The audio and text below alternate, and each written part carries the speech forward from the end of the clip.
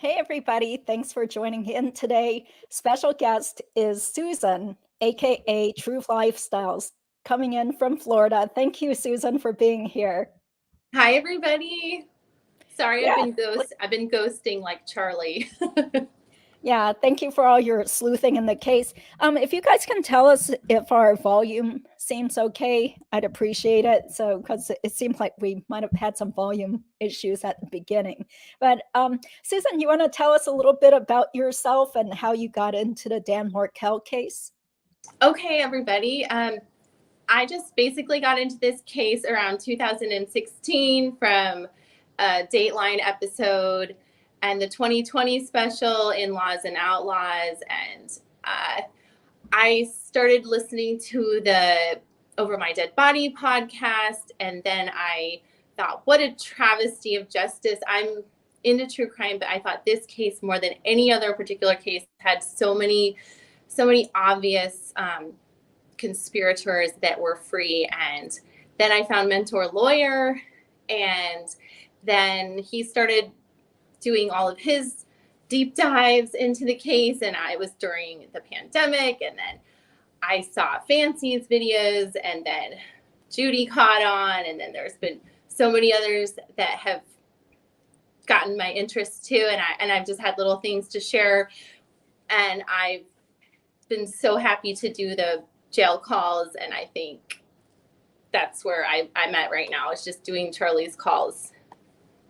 And how time consuming is it to get those records? Well, I've been taking a little break. Actually, I'm skipping April, May, and June because I think I've been doing this solidly since last maybe October, maybe September, October. And when we thought the trial was going to be, and I just was so curious to see if he was talking to his co-conspirators and Donna and Wendi and Harvey. And in fact, he was talking to everyone except for Wendi.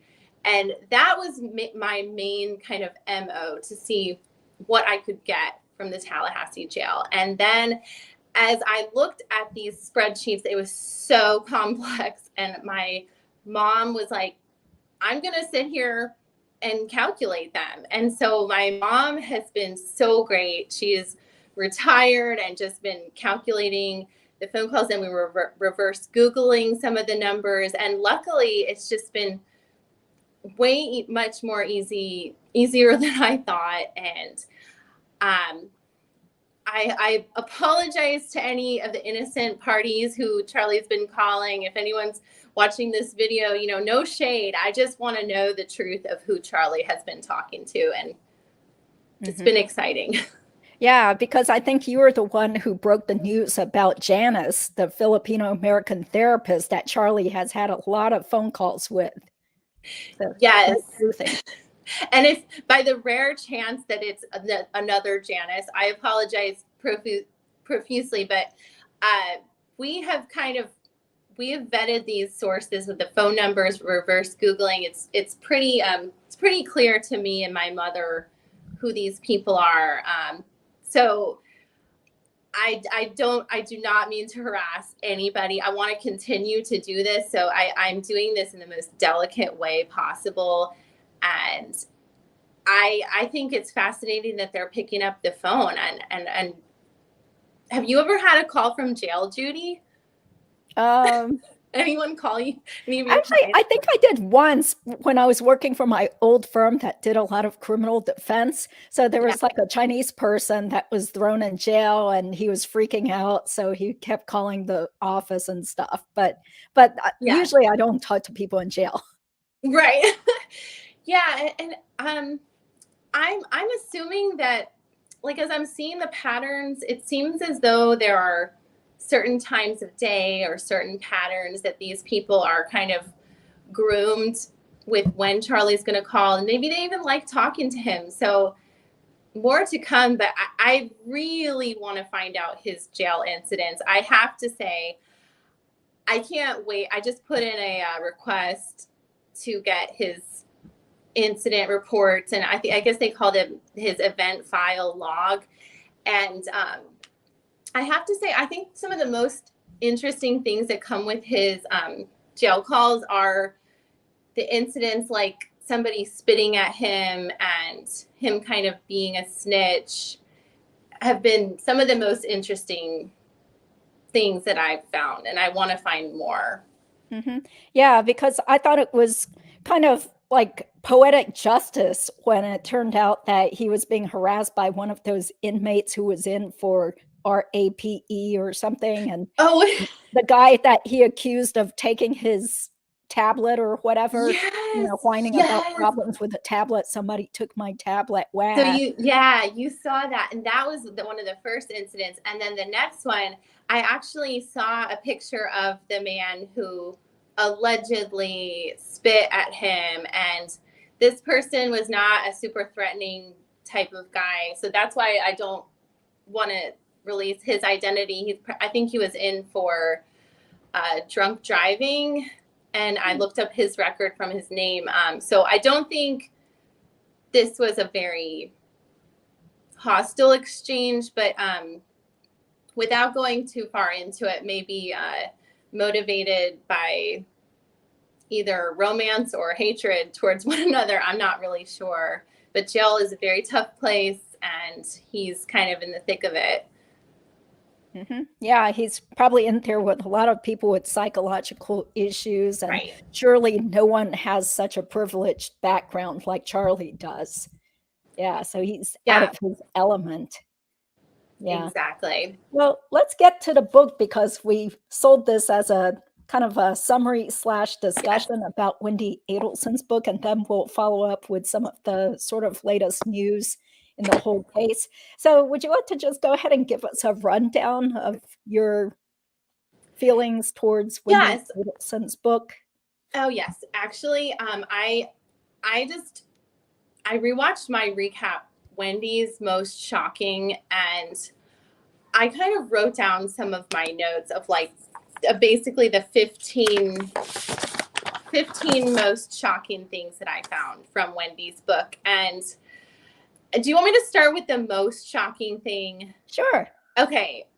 I have a little story that I want to share with you guys, and I didn't think I would talk about it, but I felt this was keeping me up at night. I was just like, I can't believe I'm reading this. And it was on page 96, and it was the part where Wendi, through the character Mila, is going to work at a strip club and thinking she's going to audition for the character in Chicago and quote unquote playing the character who murders her husband. So I immediately screenshotted that to Georgia Kappelman, and I said, I don't know if you were aware, but on page 96 there's talk about murdering a husband through the movie Chicago, but that is the most damning thing. That's my number one thing that I was like, oh my God, I almost skipped this chapter. You were telling me you wanted to skip some of the chapters, and I did too, but that's hideous. Just absolutely hideous. Mm-hmm. Yeah, and the character is excited, thinking like, oh, this is like a role from Chicago. Okay, so I'll go ahead and read that sentence. Please do. Okay, so this is one of those boring Mila chapters, and Mila is the from Eastern Europe, the lady from Eastern Europe who ends up having to work as a stripper / prostitute, I guess. She says, "Chico, are we doing a production of Chicago? I saw that one. Am I going to be the older woman who kills her husband, or the new one? Oh, I bet I'm the new one because she's blonde. It's a great role." I was really excited and put on the stiletto heels, black thigh-high stockings with a matching garter belt and G-strings. The top was also a lacy black push-up bra with some red tassels attached. I have to say, I look great. Okay. Well, that is kind of weird that she would include that line where the character's all excited about playing a role from Chicago. The role of the Renee Zellweger, and these women were glorified for being gangsters who got away with murder because they were so pretty, and the all male juries just kind of let them go free. So seems like maybe that was one of her favorite movies. She seems to remember the characters and the themes very well to write about it in her book. So. Okay. Yeah. What else struck you? Okay. So that was number by the one. way, so what happened? Did Georgia Kappelman write back? She did. She did write me back. And I'm not the type of, I don't want to get in the way or involve myself in this. I never, ever had any kind of goal of doing that. But that stuck out to me so much that I thought, maybe I'll wait until this trial's over and like get more into Wendi later. But I just thought there have been other cases where there's been less evidence and people have like less circumstantial evidence and people have made more big deal out of things people have said and done. So I don't know. I was glad she wrote me back. She said, thank you. So, That's nice. But then the next most interesting thing, the takeaway were these little sidebars. Did you read those sidebars that Wendi would say, like in the first person, where she said one of her mottos is to avoid conflict at all costs and always blame my mother. Yeah. Yeah. It sounds like she has mommy issues.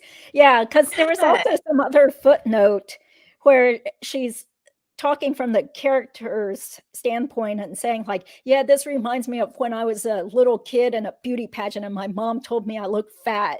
Something to that respect. So I was like, well, that sounds like something that could be true, because it sounds like Donna had some hangups about weight and she always thought she was fat. And the perfect family, the perfect all-American family.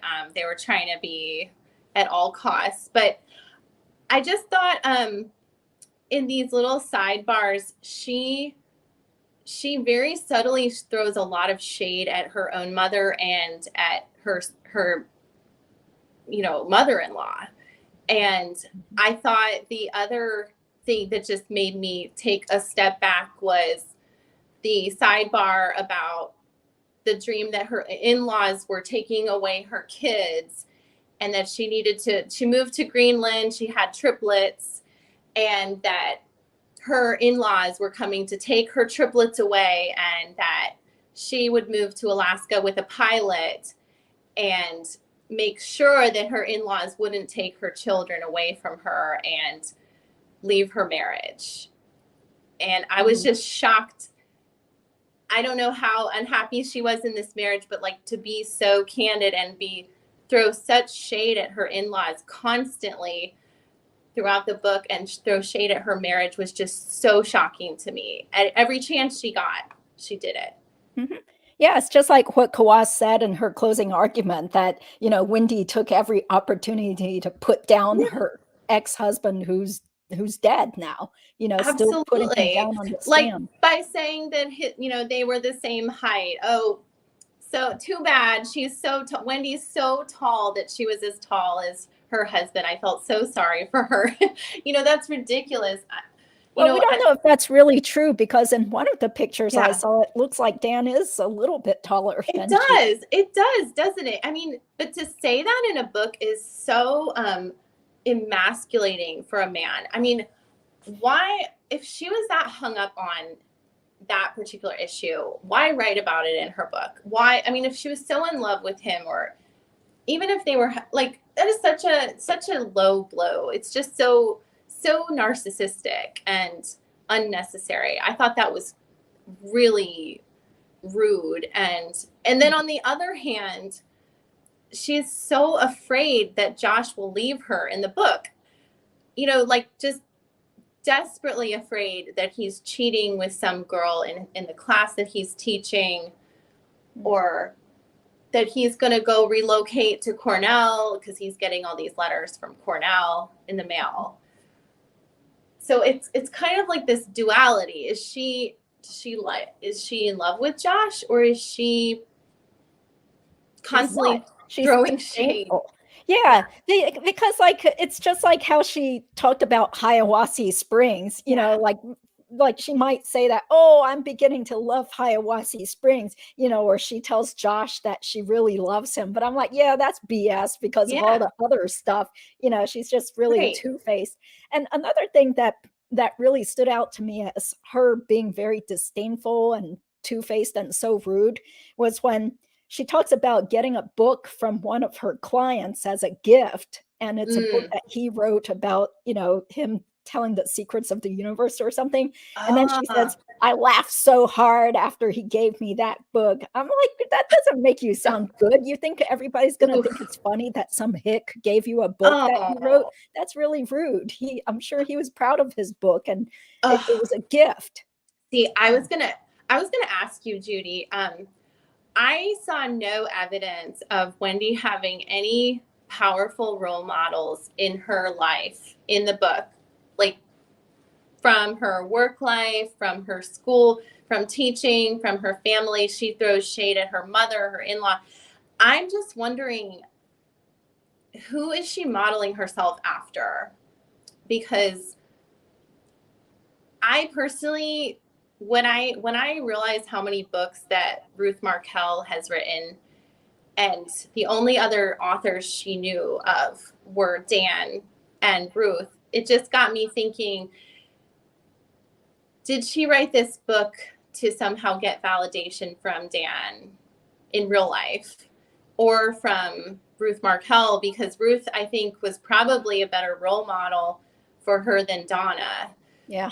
In many ways, and trying to get validation, but at the same time, throwing so much shade at her in-law, because in another part she says she hated being called Mrs. Stone because that's her mother-in-law's name, Yeah. Yeah. There's so many hypocrisies. There's so many. It's hard to even keep up. I had to write them down. Well, okay, so another hypocrisy that I did point out in previous videos is how she keeps talking about, oh, this story of the human trafficking is not over. This is happening right under our noses. This is a fight that's still going on. And then even at the very end, the afterword from the author, she's still saying, Rosa and Mila are two women who might and likely do live somewhere in your community. Everyone who took the time to read this book cares at least enough to know about one form of human exploitation and possibly to play a role. If anyone had reached out to these two women during their years of exploitative labor and hardship, they might not have suffered as long as they did, blah, blah, blah. Silence of good people everywhere lets trafficking happen. I'm like, what about your own silence when your brother is out, just screwing around with all these young girls? Yeah. That's a good point. I see where I've seen people point that out in your summaries and in some of my summaries too. And one thing I was just shocked about, I was like, oh my God, I can't believe this, is when, first of all, in her about the author, she says she selfishly wants everyone to know about her real life. So we know that this is roughly based on her life, but also that, she is aligned with these trafficked women. She has aligned herself and she feels this kinship with them as though she has Stockholm syndrome. And that was one thing where I'm like, on what level is she insinuating that there was some type of abuse going on in her life that she could relate to these women? And because she hates Hiawassee Springs? I mean,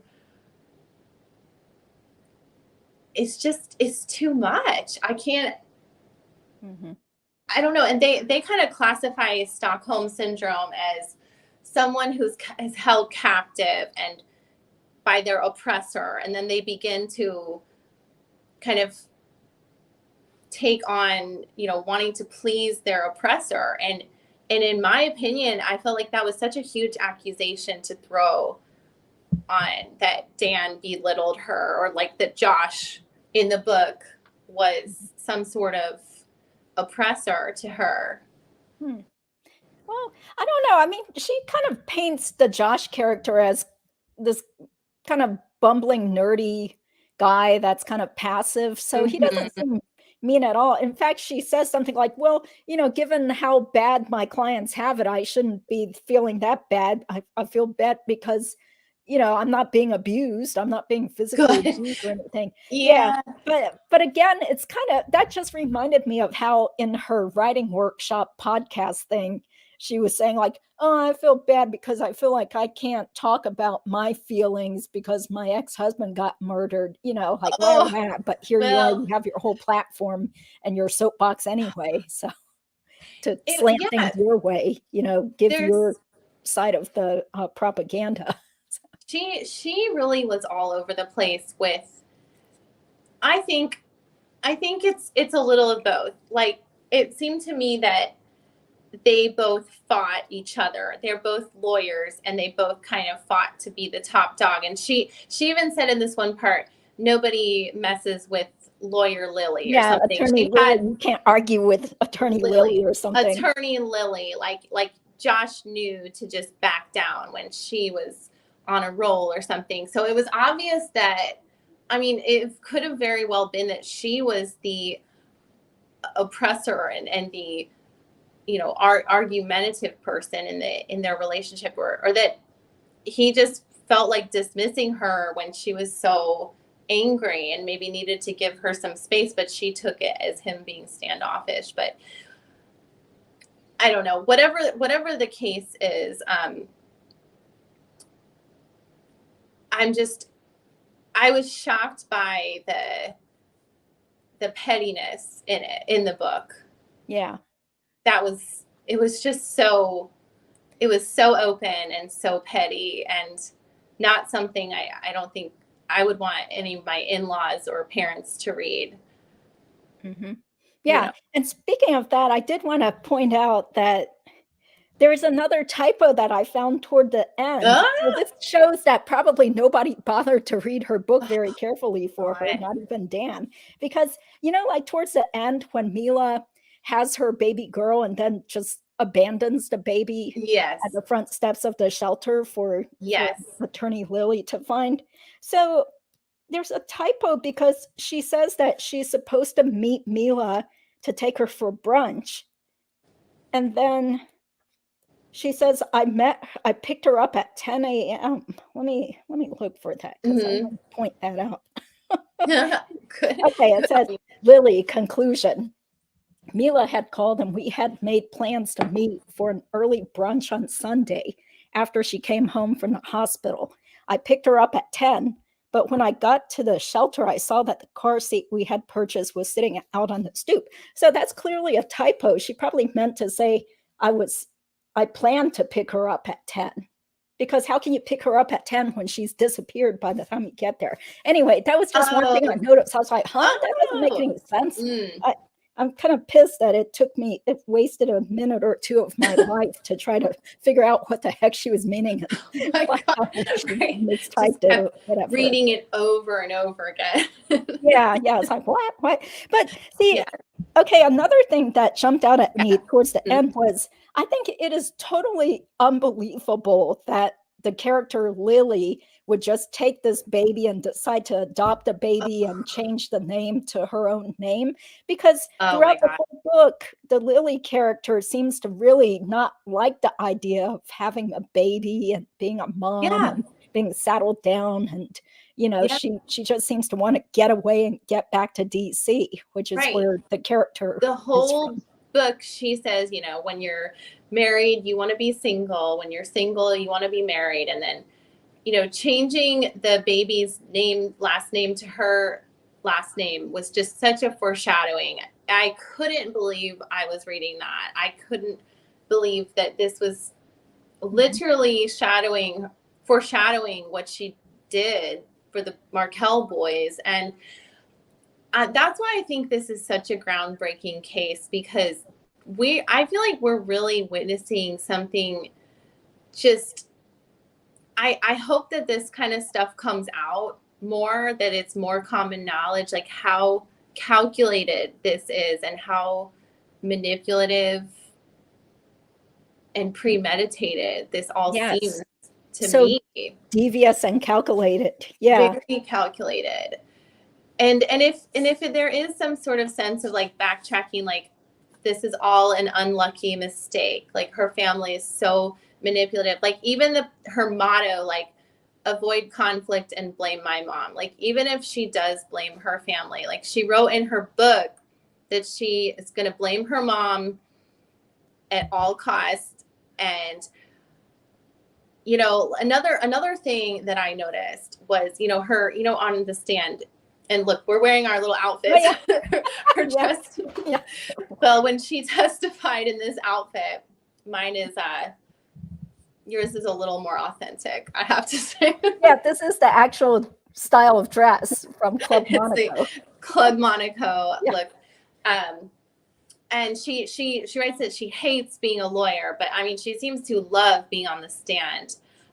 But like her laughter on the stand, I was almost glad that I read the part where she says she has a laughter problem and she got in trouble in school and she could feel the little corners of her mouth turning into a smile when she would have a serious conversation with Josh, and she would try so hard not to laugh at him when he was being so serious, and then she would get in trouble in school and she was laughing so hard that she had to be kicked out of a classroom. And I just thought, at least she seems so self-aware. But I mean, on the stand, I mean, I don't care if how much of a laughter problem a person has. With her little smirk on the stand is, to me, is just devious. It's beyond a flaw. It's like a manipulative, like she's aware of what she's doing. She's self-aware.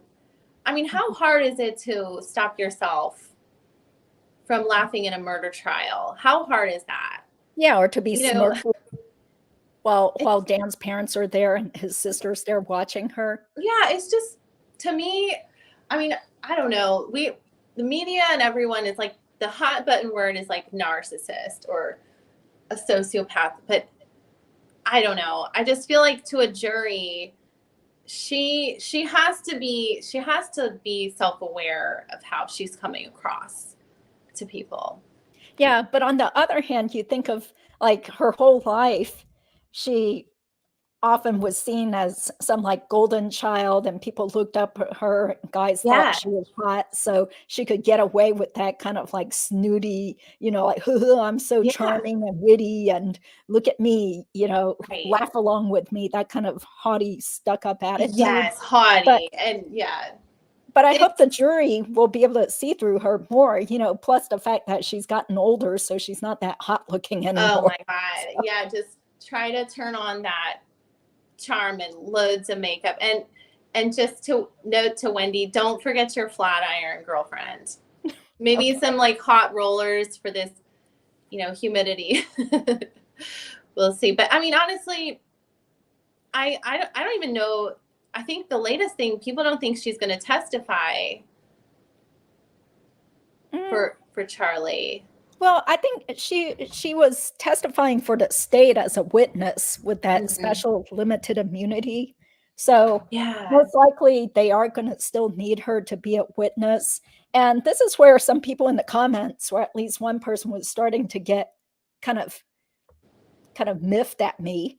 But, this is actually one of my friends, the prosecutor, who has been on the show to talk about the case. And his conjecture was that Wendi is needed to be a witness, even though she seems like a hostile witness, but they need her to lay the foundation as to what was going on between her and Dan, what led up to this alleged conspiracy to commit the murder.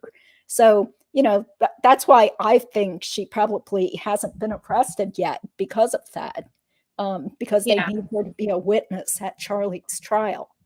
Ooh, yes. Yes. And honestly, she's been good about not talking on the phone to Charlie, not like her mother and Harvey. They've been just like, they don't care anymore. They're going to talk to Charlie and they're going to get their stories straight, and they're going to probably still talk in code, and hopefully some of those phone calls will come out. I just can't believe they're all talking on the phone as co-conspirators. You'd think they'd know by now, you know, or at least you would think Donna would be very careful about making all these phone call, jailhouse calls that are not private to Charlie. What a way for her to start her retirement, just with anxiety and Pepto-Bismol and sleepless nights. Yeah, a lot of anti-anxiety drugs and some booze and stuff. So. Just Charlie tells her how to make the cocktail just right. But yeah. Well, but getting back to the end of the book, since I didn't read or summarize the very end of the book. So what happens is that Mila, one of the clients, she's all upset because she's pregnant with a girl. So she decides to abandon the baby girl on the front steps of the women's shelter. So Lily sees the baby, and this is another stupid part, in my opinion, about the book, but she gets the baby and then she spends an hour or more driving to the airport trying to find Mila. I'm like, really?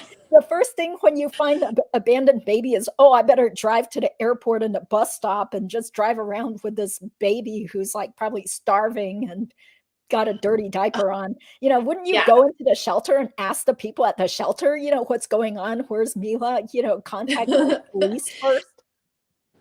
I'm glad you picked up on something I didn't notice, a few things I didn't notice, but I just could not get over, after her complaining about not wanting a child the whole time, how she's just taking like ownership of this baby and making herself the hero of the whole story, the heroine. It always has to be the hero. It's just like what Kat said. She loves playing the victim. Well, she loves patting herself on the back the whole time during her story about what a hero she is. In her, about the author, like, she selfishly wanted all of us to know that she did all these things or something similar. She was like the Hiawassee Springs heroine.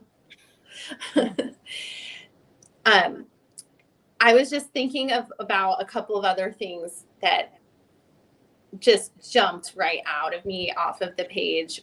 In the beginning was all the talk about the television and the divorce gift. And I could not believe my eyes when I read that, she complained about having a TV with only 3 channels, 1 TV and 3 channels.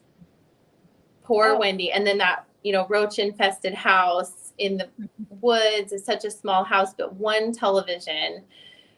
Yeah.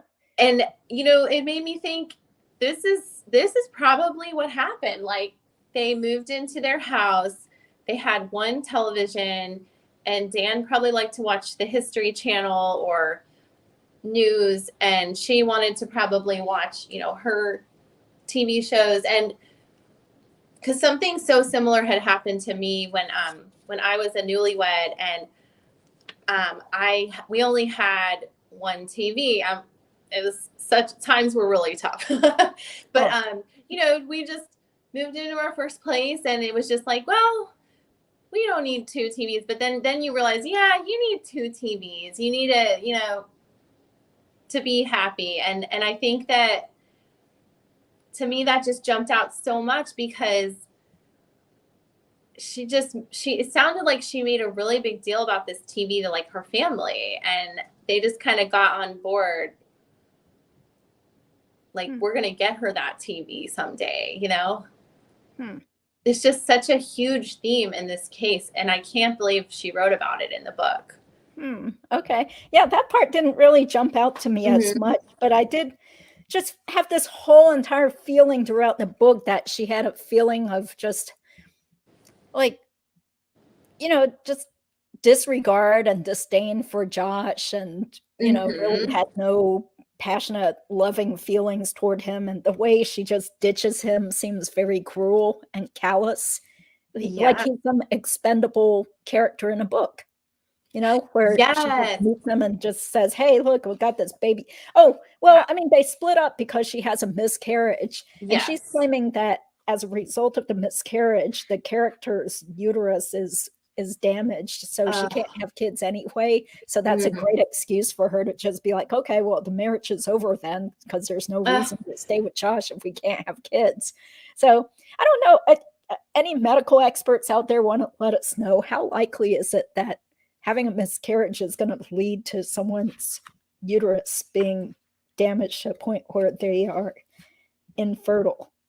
You know where it sounded like the rift came about to me in my mind was something that I had wondered, or I was wondering where this rift came from between like Lily and Josh, because it seemed like they were all set. And the part where she talks about his gobs of student loans really stood out to me, because Wendi is set. Her family would probably pay for her schooling in full, and she would probably have no debts because they have stacks of cash and coming from every direction. And to me, it sounded, the way she complained and said, oh, you know, Josh has gobs of student loans, like she's going to be under this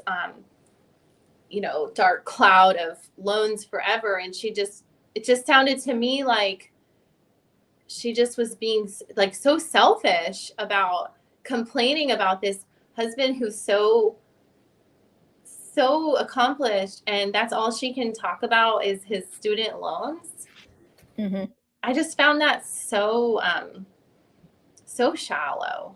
Yeah, like really. Well, I don't know if it was real life, because once again, there were clearly things that are not we don't true know in real we life. don't know You know, what like was true. Wendi did not actually work for a big law firm as a Yeah. corporate lawyer for 6 years, and the character Josh is an English professor as opposed to a law professor.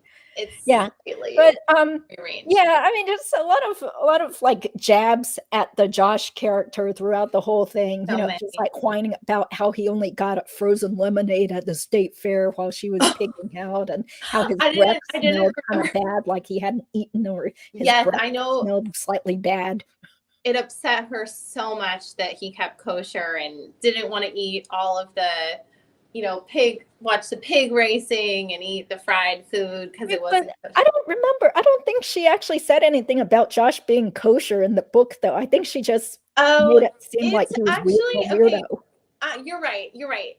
She might not have, but that stood out to me in my mind, because I know people who are completely kosher, and it can affect, and I would say I lean towards a semi-kosher lifestyle, but if you're going to a fair, it wouldn't be the place for a kosher person to like fully enjoy themselves. And that's what the gist of it that I took away was, like, she wanted to just have like this fun time, watch the fried food, and I took it like, well, yeah, he's not going to eat the fried food because he's either super healthy or kosher, and it was kind of ruining her vibe a little bit.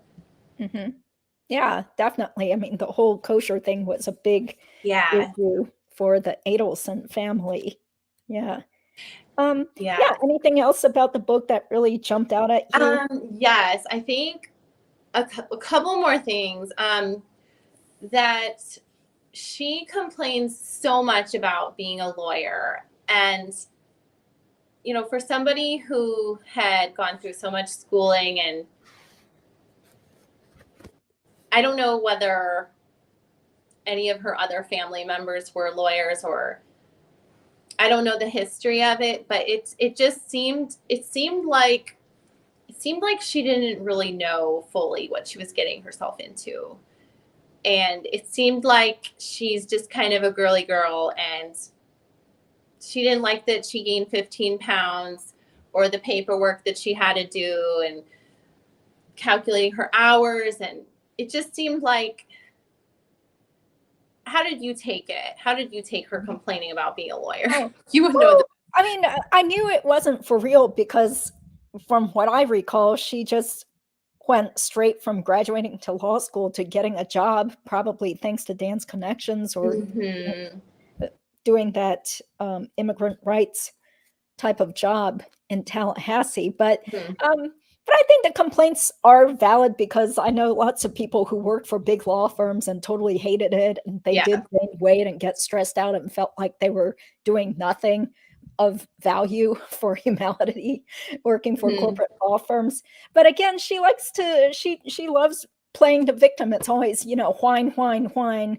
I have to do all this work for all these poor immigrants and nobody's there to help me but me, me, me, me. Yeah. They need me. Look, they gave me, oh yeah, the stuff about like, oh, they even brought me homemade enchiladas and a little bear with the green painted eyes to look like Abogada Lily. Oh, wow. I forgot that part. Yeah, I know. I was like, okay, did that really happen in real life? But either way, Wow. it just sounds so like self-centered for her to be like mentioning all this stuff about, how badly the clients need her. The clients need her. Yeah. That's why she can't leave. Wow. She's Yeah. such an empath, that Wendi. Such an empathetic lady. Yeah, yeah. So, and I did think it was really weird that paragraph about the Lily character having a flashback to being molested by her uncle. Yeah, because Oh, she mentioned it. Do you remember that? Yeah, it just oh my happened at the God. beginning of a chapter, and then nothing else is mentioned about Yeah. it. So it's like, Oh okay, my well, God. You that know was what? weird. That's Yeah. so I must have breezed over certain parts because that would have stuck out. I mean, what is the purpose of what would be, I guess if anything, she could use that as like, well, that's why Lily feels a kinship with these girls, that she had that event and it would make her feel empathy more so towards them. Mhm. But her part saying Hiawassee Springs being culturally confusing for herself, I was just thinking, I don't understand that part of it. Mhm. That she Yeah. was. Well, I mean, it's clear that she really didn't like Hiawassee Springs, and part Mhm. of it, a little bit. If I didn't know about all these allegations against Wendi Adelson, then Mhm. at first, you do sort of feel sorry for the writer because you can imagine being an Right. adult being forced to move someplace because of your Yeah. spouse's job. That's what happened to me, and then it's Right. really hard to make friends when you're an adult and you're just thrown into a new city or town where you feel like you don't really connect or have much in common with the Yeah. people. So it sounds like she had no real friends, or at least Lily had no real friends. She was just Yeah. getting too close to her If I client. didn't know Wendi and the story, nothing had happened, or this book was just something I was reading, I would think, well, this lady's kind of a little bit high on herself, but maybe a caring lady, maybe a. I'm torn between, like, does Wendi just want us to think that she's caring, or is she putting on this side of the public servant, Mhm. and that's what I took away from the about the author, that she just kind of does this to put on a show a little bit. Her work, I don't know. I don't think you can really do this type of work and be a complete sociopath narcissist. But then I think a lot of people in the chat would think that she does selfishly do this work to make herself look good. Mhm. What do Yeah, you so think about that? yeah, I agree that she likes that feeling of being the savior and a Yeah. martyrdom, because it kind of goes along with her later jobs where wasn't she part of that impact fund that I think has gone Mhm. defunct that was supposed to Yeah. do something with immigrant rights or whatever. Yeah, and helping those like poor kids who want to go to college and they're first generation college students. So she's involved with that NIA project, supposedly. So kind Yes. of goes along with that whole shtick, that she loves the attention, being looked up to, and being seen as Oh my someone gosh. who is Yes. saving And then everybody. when I think that Mila wants to become a lawyer because she just looks up to Wendi so much that she is going to take classes at JPJ sociopath. Yeah, virtue signaling. I see what you guys are saying. She was just so impressed with herself that Mila looks up to her as a role model. And that to me, like I've just been realizing lately, I just don't think Wendi had any strong role models except for Ruth Markel. And I realized that when I had seen how many books that Ruth Markel had written, and I'm sure Wendi was aware of it, and seeing such an amazing book that Dan wrote, to Privilege or Punish, and like it's a amazing textbook that's so well written and published so nicely, and such, like I'm looking at it right now, it's hard cover book, and then Ruth Markel being such a great social worker with such a big heart, maybe for the first time in her life meeting people who are like really want to help the community and be good. So I just dawned on me that maybe writing this book was part of like keeping up with them. Yeah, to show that she could be a published author too. And I think that's also why she kept throwing in a bazillion goofy and weird footnotes, because she wanted it to be quasi-academic, like an academic journal article with all these like all the footnotes. All the footnotes that throw direct shade at her mother-in-law, who's like supposed to be probably the best role model in her life. It was just, that was so confusing. That must have been so confusing to Dan's family and to Dan. And it sounds like she's just a person who is very confusing. Like, didn't Professor Lacoste say that a lot of the ways that she talks like have a lot of hypocrisies and a lot of like riddles. It's just, or she forced him to need therapy. Yeah. There's just like so many little jabs at people. The whole tone of things just seems to be a little bit off and condescending toward other people in general. Yeah, even I think of like even subtle shade at the women she's helping. Like, didn't one of those book reviews that you read, it was the way that she would kind of mimic the way that they talk, and it was almost just, it was so over the top sometimes. Like I don't know. It just, to me, you know what this felt like to me?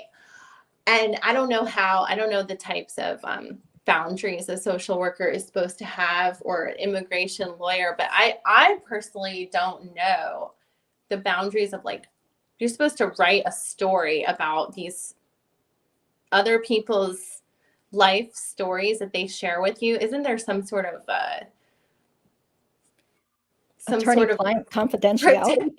Confidentiality. I don't know. It felt very voyeuristic sometimes reading.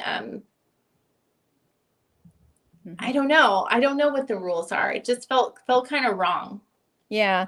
Well, I mean, of course, it's supposed to be fiction. So I think it is okay, because there are plenty of other lawyers who write stories that are fiction, based off of their years of experience and stuff.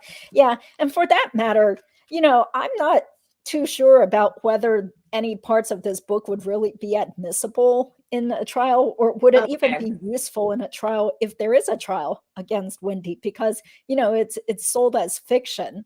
So clearly there were lots of parts of it that did not match up with her real life or whatever. So I think it would be too easy for her/her attorney to be like, hey, this is just like totally irrelevant. It's a book she wrote, but it wasn't even a book about murder or murdering her husband. Yeah. So what relevance does it have towards proving that she did do something, some criminal act? So yeah.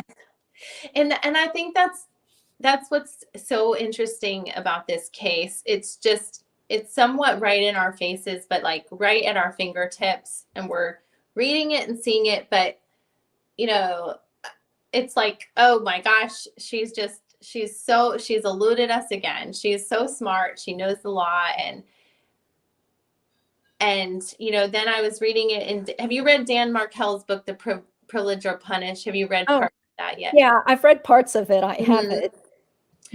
Yeah, even in that, it's almost as though she knew the law, and that it's like she was never going to be held accountable. So just let her family run wild with this scheme, and her hands will be clean. And it's frustrating. It's frustrating for all of us to see this. Yeah, definitely. Yeah. Let's see. So I think Chuck asked if there was any video of Dan teaching, but I haven't seen any. I only saw that little snippet that you guys have probably already seen where he's giving a talk at a podium for some sort of conference, but that's it. Yeah, it's cool to see him in real life and how he spoke and his mannerisms, and for us to, I think I've seen that clip on like Dateline or something. Yeah, that's right. Yeah. Okay. Any other remarks you want to make about the book before we move on to more general Adelson topics? No, I think we have the same frustrations, Judy. We noticed a lot of the same things. I love the things that you picked up on. Yeah, I know. And I'm glad that to say that I paid maybe about $12 or $13 for this book used. So I did not contribute towards more book sales for this. It was a used copy that I got. So. Yeah, it'll just go to, hopefully go to the boys someday. I don't know. So we can hear their story. Let's pray for those two. Yeah, maybe she didn't really make much money off the book, but who knows? So, yeah, okay. Let's hope they're okay. So if anybody wants a quick rundown what's going on procedurally with things. So Charlie's disability insurance lawsuit is still pending in federal court. So every month or so, there's like a brief filing with the court from the attorneys, just basically saying we're still waiting. The criminal trial is scheduled to begin in October. So nothing's going on with his quest for disability insurance benefits. And in regards to the Charlie Adelson criminal trial, the next big thing that's happening is August 25th, 9 in the morning, 3G. They're going to have another case management hearing. And discovery is supposed to be done by September 22nd, with the jury selection starting October 23rd. So do you think you would go to any of those court hearings? Oh, that's an interesting thought. I anticipate that meeting will probably be very short, and just like, hey, everybody, get your motions filed, and everyone on good. track. And, like bring out Charlie in his handcuffs. But I cannot wait to hear what those motions are going to be. Yeah, I'd be interested in seeing those motions in limine, in regard to what evidence they're going to try to keep out and stuff, and witness lists. That's going to come out by September 22nd. Oh my gosh. Yeah. So, also, they are going to be taking the deposition of Professor Amy Adler. So her name has already been out there already. She was Dan Markel's girlfriend at the time that he was killed. And that's supposed to be June 21st, I think, at her lawyer's law firm up in New York. And people are wondering, like, why is Rashbaum taking her deposition? But my total, again, speculation, my speculative guess is that Rashbaum wants to try to find more dirt on Wendi. And, how Wendi was trying to point fingers at Amy's ex-husband as a possible suspect. So I think Rashbaum wants to dig for more dirt about what was Wendi's attitude toward her like. What did Dan say about Wendi?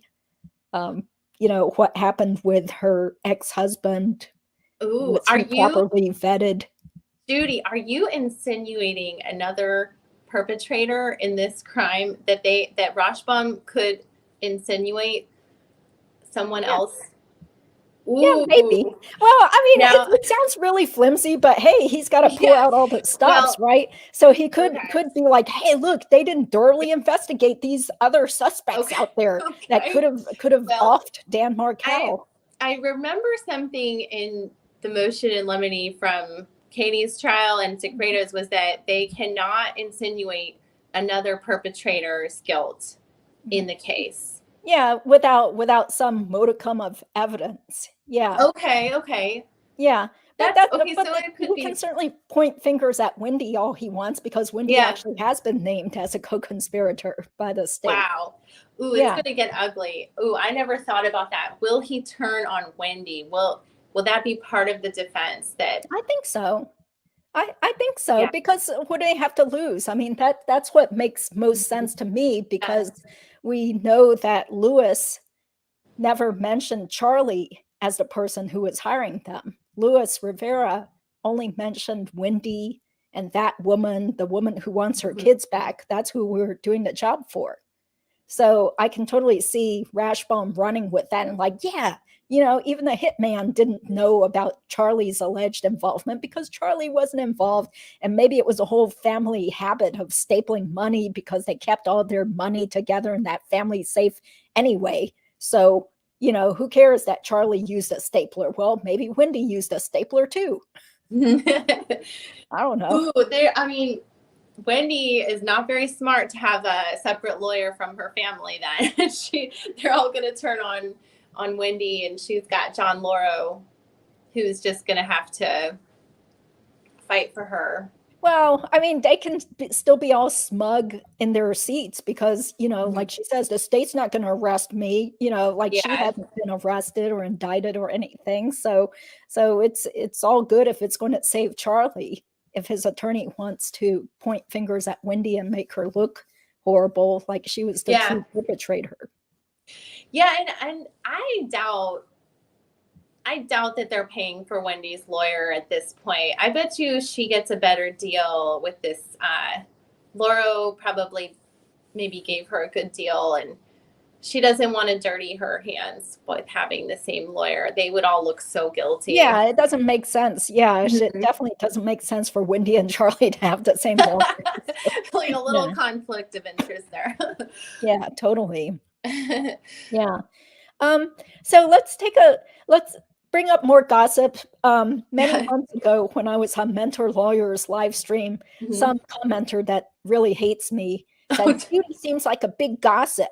Judy seems like a gossip. oh I'm like, no. well, this is what people want to hear. We're discussing things. I call it discussion of information and sharing of information. You want to call it gossiping? Well, so be it then. Nobody's forcing you to watch me. So, yeah. So let's dish But the dirt some more.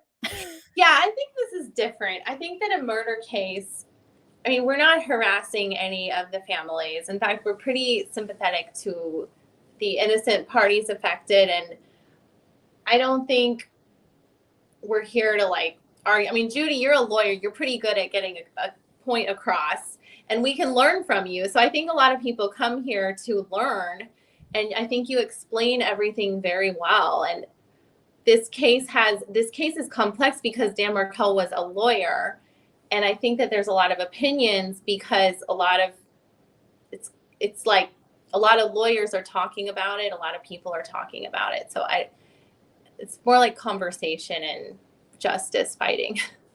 Mm-hmm. Yeah, I'd like to think that we are doing something good to try to bring out Yeah, more news, teach more people about the Dan Markel case. justice.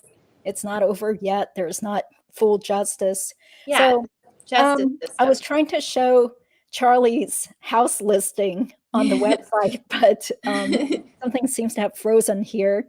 Well, I And wanted to give you guys an update. I'm asked for Charlie's latest incident reports, his events file of how often he's being checked, any visitors who might have come through, any call records, and I might take a break from the calls and just see who he's calling on maybe the 4th of July on I like looking at the holidays, who he calls. That means who he's like the most tight with, or if he has any courtesy to call people on a holiday or not. I don't think he really cares at this point.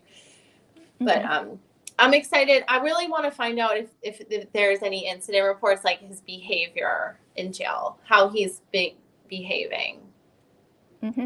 That's what I find the most interesting. Yeah, that's right. Because it's got to be so stressful for him to be stuck in there with people who are just really different from him. Yeah. You know, like he doesn't fit in there. He's probably the richest and best educated person in there.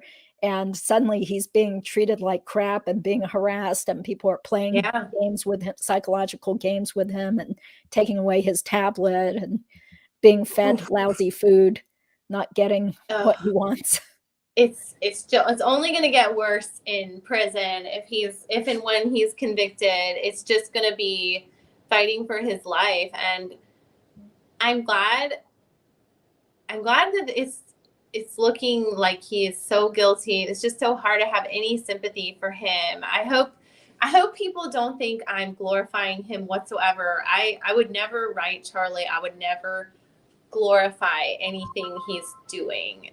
So I hope it's not coming across that way. I just want people to know the truth about what's going on with him. Oh, okay. Technical difficulties as usual. So I can't flash up things on the screen, but someone said, did she say Mentor Lawyer said she was gossiping? No, it was actually a commenter that was on Mentor Lawyer's channel, where a long time ago last year, I was a guest on his show, and the commenter said, Judy seems like a big gossip or something. No, I mean, I think like there was a while where we were finding so much stuff on Katie in jail. Like there was so many incidents that I think like people were saying, wow, like maybe take a step back. And I kind of took a step back on some of the videos we were talking about her weight or her lies, Katie's lies. And I kind of feel like I took a step back, but I mean, these days with social media, I think that YouTube tells us what the line is. And I think somewhat we're still learning, even with murderers, people who are convicted of murder, I guess that there is a line. And in fact, I think us being females, we're sympathetic to, you know, we're not trying to body shame. We're not trying to cross any boundaries, even though Katie is a murderer. My whole thing was like, I just wanted her to tell the truth. And I was really trying to point out some of her inconsistencies and bad behavior, which probably won't help with this new proffer coming. Or Katie's proffer. She's not the most truthful person, so I kind of wanted to like put the brakes on pointing out that she was such a liar, and hopefully she'll tell the truth. Yeah. I mean, I still have hope. I mean, it didn't seem like Tim Jansen had much faith in the strength of Katie's proffer. And certainly Rashbaum is minimizing that to say that, you know, there's nothing in there really that would be harmful to my client, except for maybe something that you might pull out of context or whatever. But, you know, we'll see. We just don't know. And all we can do is speculate. So, okay. So if you guys want to see the listing for Charlie's house, it's 2613 Tortugas Lane, Fort Lauderdale. So if you just Google that, you'll see that he has some new realtor, though. First, his realtor was his old buddy, Clinton Stevens' son. And then when I checked a few weeks ago, it looked like he switched to some other luxury real estate realtor. I think the last name is Shadsky or something, but you can see it on the listings online. And this house has been for sale on the market for 96 days now. So that's how much is it, Judy? A bad sign. How much is he selling it for? 1.8 million. He's also renting it for 10,000 a month. Okay, so a little house on the intercoastal. I could see that these days. He might get that, but does that sound normal for Fort Lauderdale? Yeah, I think a house on the water. I could see how that is, but he must not have taken such good care of the interior. I think otherwise it might have sold faster if he put some money into it. But are there any interior pictures? Oh yeah. Yeah, I Does think it there look? are more than 40 pictures if you look at Oh, listing 2613 Tortugas Lane. huh. Yeah. So I mean, it looks nice in the pictures, but then you see that it was built in 1957, Okay. and um, so it's got a nice pool. It looks pretty in the pictures, but there's got to be a reason why nobody's even made an offer on it yet, or it's not under contract. Um, Huh. yeah, probably because people started Googling and realized, wait a second, this is Charlie Adelson's house, the place Uh-oh. where he got Like arrested. you're paying for his whole defense for like the next year or two.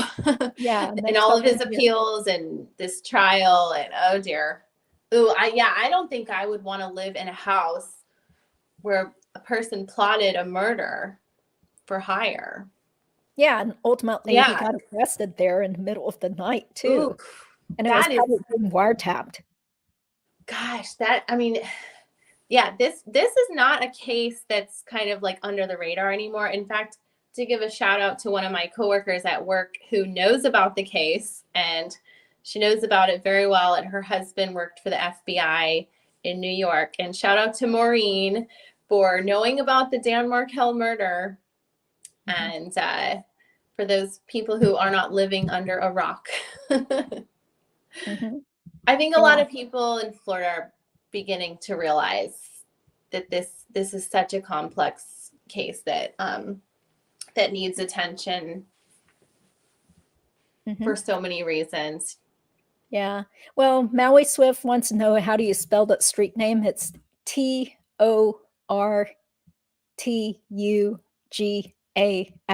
So it means turtles in Spanish.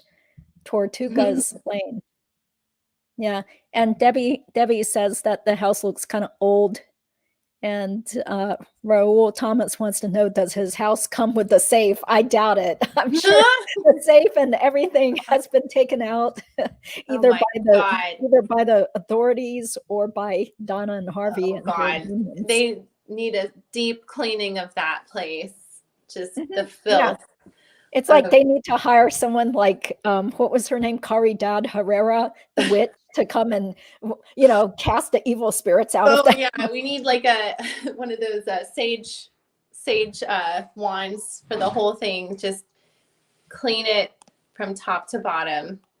Yeah, and Oh, sanitize the whole place oh too. my God, yeah. Oh God, just so many bad illegal things going on there. And Mhm. I've had people email me to tell me about garbage left on the in front of the house from cleaning it out, and I wonder who was helping him do all that, because Donna wouldn't be able to. He probably had a tough time communicating all of this, but I haven't seen any phone calls to realtors, or only one person, this Florida man that he calls a lot, but I didn't find that person to be a realtor. Mhm.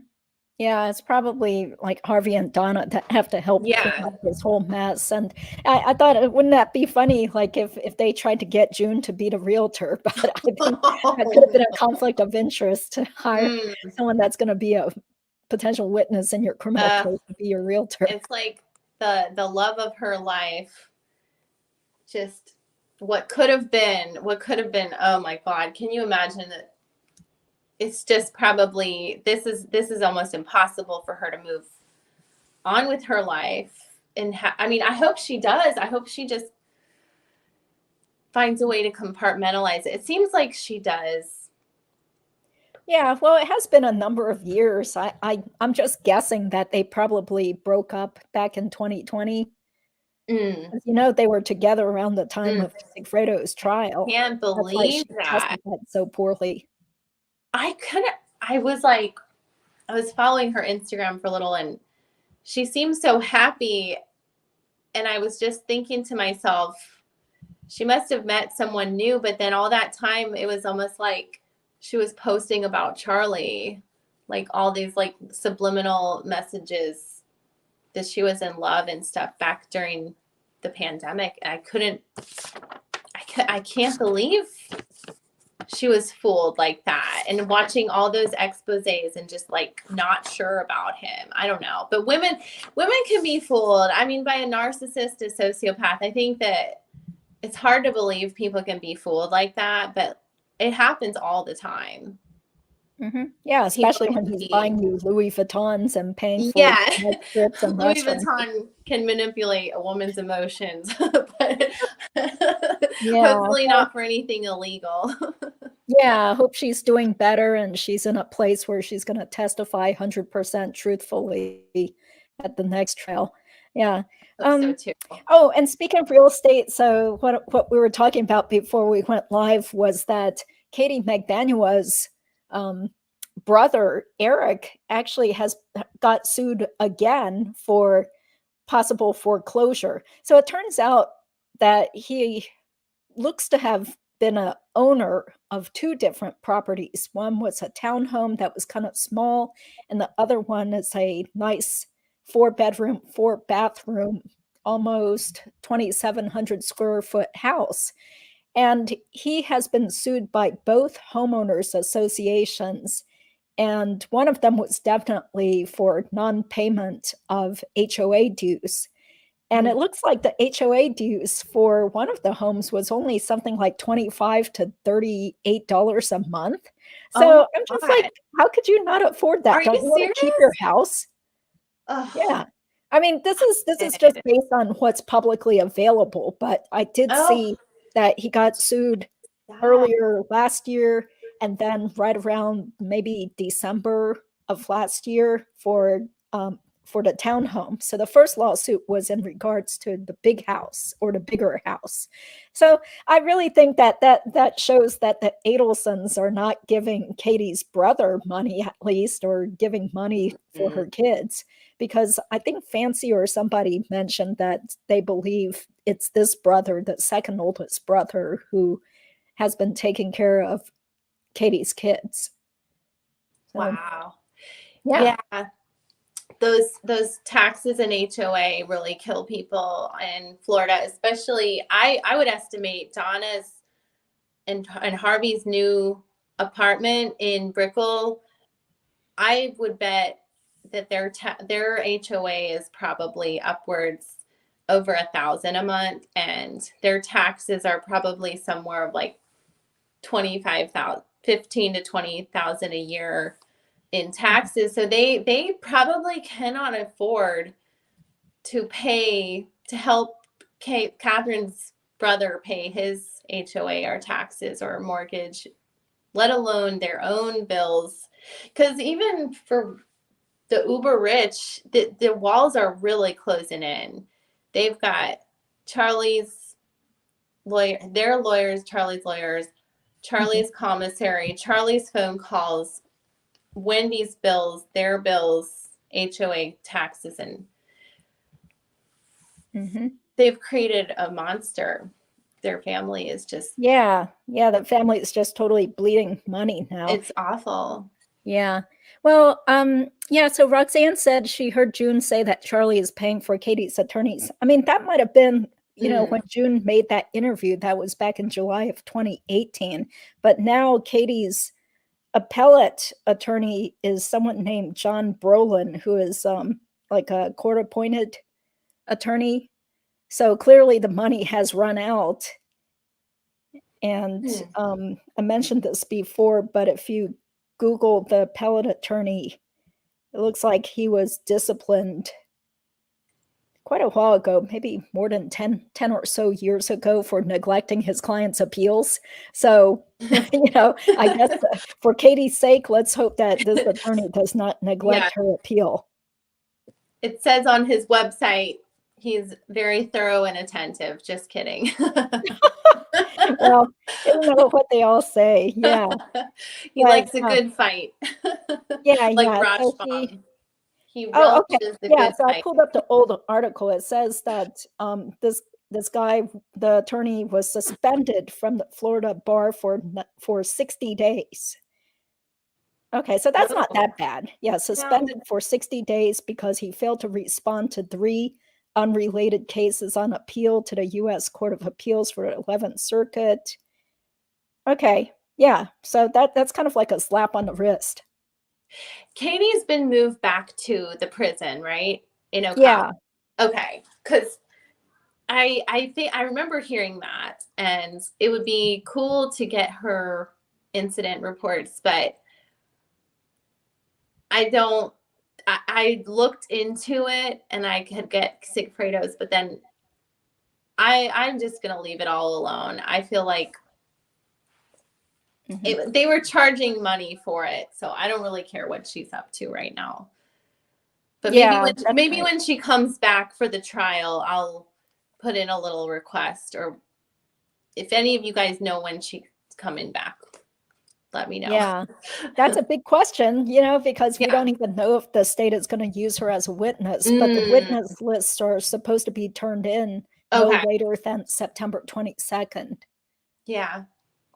Yeah. So God, that's going to be so weird to see her testify with the new proffer. And what do you think? Do you think they're going to show some excerpts in the trial? We're going to have to wait till after the trial, or? Well, I think it really depends on whether Katie testifies or not. If she doesn't testify, then I think in general, the proffer is not supposed to be revealed until after the Charlie's trial is over. So, we'll see. I mean, I was really hoping for Katie to finally come clean and tell the full story, because this is really her last final chance to be able to potentially get out of prison. I mean, how stupid does she have to be? You would think her brothers would at least tell her, it's time to tell the truth, okay? Stop being an idiot. I mean, I remember reading this incident report in the very beginning where she was just scribbling across these like little request forms. Like she said, I'm innocent. This is all wrong. And I was thinking like, and she kept asking for like a copy of her warrant or something, her paperwork. And I think in her mind, it's like almost like she still believes what she did wasn't wrong. And I think that's where she's finally coming to terms with what she did was wrong. It was illegal, even though she doesn't think what she did was wrong by setting like I feel like she's at least coming around to that realization. Yeah. Which doesn't say much. Yeah, it's just something that's a big question mark until October-ish, or I would say, maybe we'll have like a better idea of whether Katie's useful or not by late September. Because if she's not on the state's witness list, then she probably didn't have anything good to say, or nothing that could be corroborated that the state was willing to give her a deal for. Yeah. I can't wait to hear it if it's somewhat truthful and new information. I can't wait to hear. I would just hate to hear her get on this stand and just like totally blow it again and waste our time and energy, everyone's time and energy in the state. But yeah, she's already wasted so much of the taxpayer dollars through all these trials, and oh my God. Now with the appellate defender that the taxpayers have to pay for. Yeah. Well, it's already well over an hour, so I do have to unfortunately get going. But I thank you so much for all the work that you have also done to bring attention to the Dan Markel case, and you and your mom doing all this background research. And it is exhausting, and YouTube pays pennies, even after you get monetized. So it's a lot of work. Shout out to you and everyone covering the case too. This is just like a calling, I think. And if just hopefully for the Markels, we see some good progress. So that's what I think we're all looking forward to. Yeah. Thank you guys for being out there. Sorry, I couldn't flash up everybody's comments. My computer screen seems to have kind of frozen, but at least we could still do the live stream. So I'll probably just have to shut down my computer to close this out then. Okay. Yeah. Thank you so much for your time, and good luck with your job. And I'll see you back on YouTube land. Thank you. Sorry, I've been ghosting everyone, just busy, but more stuff to come. Yeah. Thank you. Okay. You guys have a good evening then. Justice for Dan. Bye. Take care.